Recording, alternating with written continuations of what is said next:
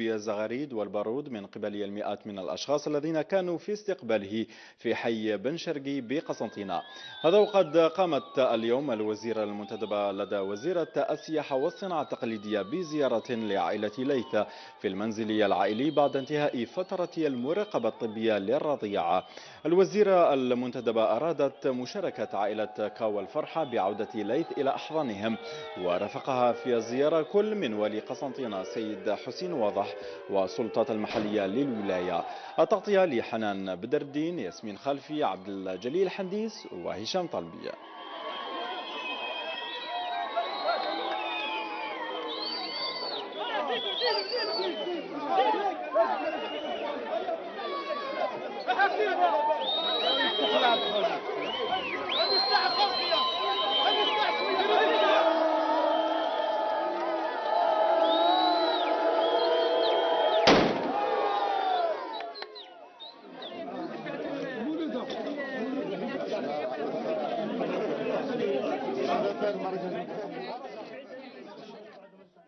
هذا وقد كانت عائلة كاوا قد استلمت صباحة اليوم ليث من قبل مديرية الأمن الولائي بقسنطينة في أجواء سادتها الفرحة والسعادة، خاصة بعد الكابوس الذي عاشته العائلة قرابة 20 يوما، حيث قام فريد كاوا والد ليث بتوقيع على محضر الاستلام وبحضور العائلة وطاقم المديرية الولائية للأمن الوطني بقسنطينة.